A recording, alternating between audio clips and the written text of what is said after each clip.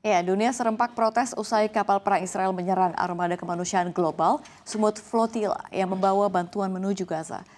Salah satu warga Malaysia yang menggelar aksi di Kedutaan Besar Amerika Serikat di Kuala Lumpur, Malaysia.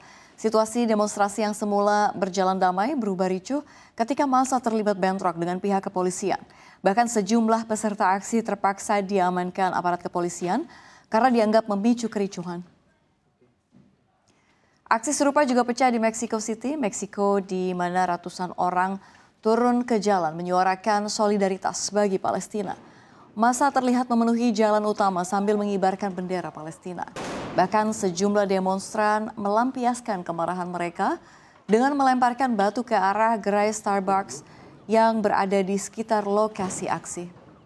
Sementara di ibu kota Buenos Aires, Argentina, ribuan massa juga turun ke jalan dengan mengibarkan bendera Palestina berukuran besar dalam aksi solidaritas serupa. Aksi tersebut digelar sebagai bentuk protes atas pencegatan armada kemanusiaan yang terdiri dari sekitar 45 kapal termasuk kapal yang ditumpangi aktivis muda Swedia, Greta Thunberg, yang dicegat Angkatan Laut Israel di perairan internasional.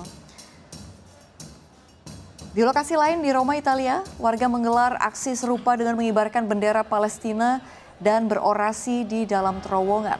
Para aktivis mengecam tindakan Israel sebagai pembajakan dan penahanan ilegal.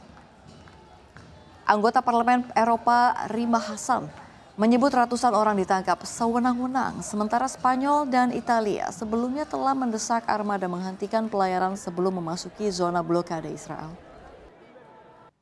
Di informasi berikutnya masih dari mancanegara, pemirsa, Perdana Menteri Hongaria Viktor Orban menuding para pemimpin Uni Eropa telah mendorong blok tersebut ke arah perang dengan Rusia.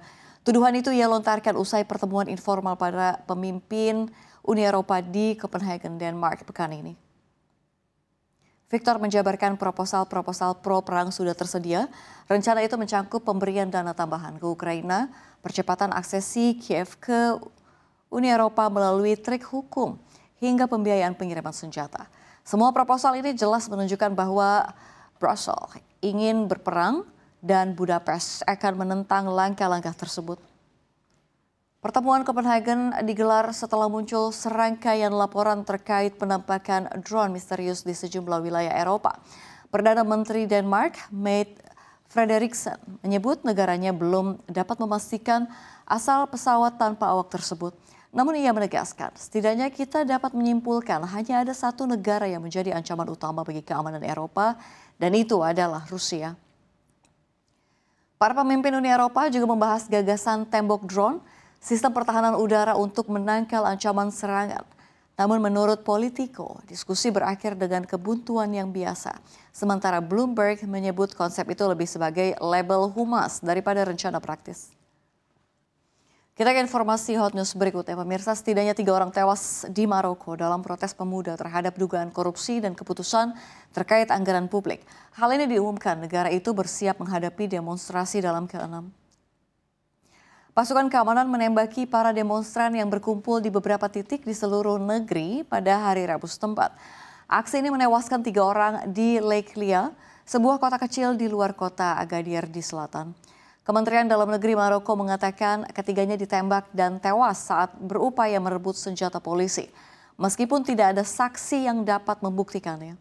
Ratusan orang terluka dan Asosiasi Hak Asasi Manusia Maroko mengatakan bahwa 1.000 orang telah ditangkap di tengah proses tersebut. Di tengah meningkatnya kekerasan, Perdana Menteri Aziz Akhnouch pada hari Kamis mengatakan bahwa ia terbuka untuk berdialog guna mengakhiri protes. Melalui nyanyian dan poster, mereka menyoroti aliran investasi miliaran dolar untuk persiapan Piala Dunia 2030, sementara banyak sekolah dan rumah sakit kekurangan dana dan masih dalam kondisi memprihatinkan. Kita ke informasi yang terakhir dalam hot news kita pada hari ini. Harga emas akhirnya terkoreksi usai menyentuh level tertinggi sepanjang masa sekaligus mematahkan kenaikannya selama 5 hari beruntun. Harga emas merosot dari rekor tertinggi setelah komentar dari Presiden The Federal Reserve Bank of Dallas mendorong aksi taking profit. Pelemahan penutupan kemarin adalah yang pertama setelah logam mulia terbang selama 5 hari beruntun. Harga emas turun pada perdagangan Kamis mundur dari rekor tertinggi yang dicapai di awal sesi. Setelah Presiden The Federal Reserve Bank of Dallas, Lori Logan, mendesak kehati-hatian terhadap penurunan suku bunga lebih lanjut.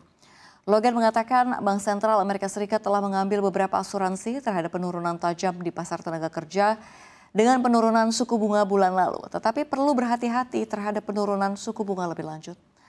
Para pelaku pasar memperkirakan peluang 99% bahwa Bank Sentral Amerika Serikat akan memangkas suku bunga lebih lanjut pada pertemuan bulan ini. Emas yang dipandang sebagai aset safe haven di masa ketidakpastian tumbuh subur dalam lingkungan suku bunga rendah. Harga emas telah naik 46% sepanjang tahun ini. Penutupan pemerintah Amerika Serikat diperpanjang hingga hari kedua pada hari Kamis, berpotensi menunda rilis data ekonomi utama, termasuk laporan data penggajian non-pertanian atau NFP yang akan dirilis pada hari Jumat. Laporan klaim pengangguran mingguan, tolak ukur utama kesehatan pasar tenaga kerja yang dijadwalkan pada hari Kamis juga tidak akan dirilis.